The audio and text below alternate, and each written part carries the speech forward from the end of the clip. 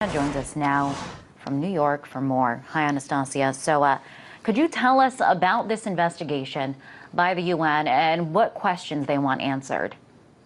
Well, Liz, what we have going on is a group of top-notch international law specialists spearheaded by the UN Special Rapporteur on Human Rights and Counterterrorism, launching this investigation into the drone attacks carried out by the United States in recent years. They're going to be looking into the drone strikes taking place over Somalia, Yemen, Afghanistan, Pakistan, and the actions of Israel when it comes to the occupied territories. The group plans to look into from 20 to 30 specific strikes. One of the areas they're going to concentrate on are the so-called double tap strikes, where rescuers, for example, people running to save victims of a drone strike were attacked by a follow-up, or people going to funerals. This has been something that's been a big concern lately, with dozens of people dying in those incidents. So this is what they're going to look into. This is something that's going to last a while. They will look into the numbers of casualties, the identities of casualties, and really the legal liabilities that might follow. And this is something that we're not really expecting any kind of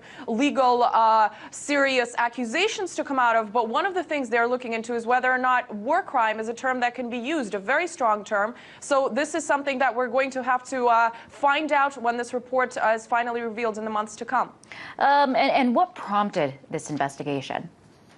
Well, Liz, what prompted this investigation is, of course, growing concerns at the increased attacks that end up killing civilians and children on the ground.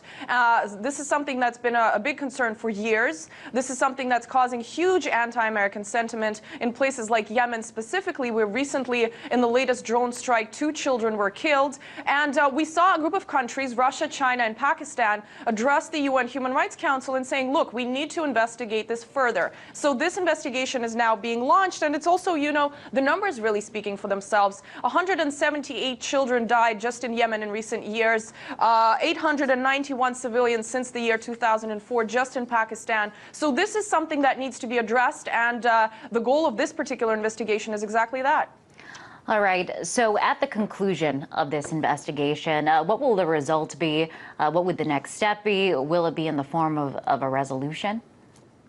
Well, this will take not a form of a resolution, but rather a report presented by these international law specialists. And the key here is that, you know, unfortunately, the sad reality is that every once in a while, the UN puts together a group of investigators to follow up on these really burning issues. But sadly, it's very rare that these kinds of investigations end up anywhere else but the desk drawers of, you know, UN employees. And in this particular case, when it comes to the United States and its allies, we've seen oftentimes over and over again that these kinds of investigations don't really have any serious consequences. In this particular case, the group says they will present the material to the United Nations General Assembly, but we have to keep in mind that that body has absolutely no binding power. They say if the findings are strong enough, they might take the results of the investigation further. This might mean the United Nations Security Council, the only body at the UN that has any kind of binding legal power, but there the United States has veto power. So, you know, it's definitely not something that's likely to cause major change in U.S. policy, Liz. Okay, so it's kind of up in the air, or it seems like you're pretty skeptical that it could actually change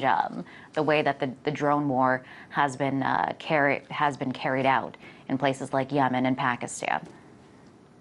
That's right, Liz, because, you know, it's just been, it's a very simple forecast, because we can look at the previous examples of these kinds of reports. They do cause some kind of a stir. They are talked about, even though there's sometimes very headline-making information revealed, but unfortunately, we're not probably going to hear much about this, you know, from U.S. officials that have been completely hush-hush about the whole drone war operations that they're conducting. In this case, they have promised to kind of cooperate. They have to cooperate because they're legally binded to do so. But my forecast is, yes, unfortunately, we're very unlikely to see any tangible results and change in U.S. policy come out of this. You know, hopefully I'm wrong, but previous examples have showed that to be the case. I guess we're going to have to wait and see. Appreciate you staying on top of this story, Anastasia. That was RT correspondent Anastasia Churkina.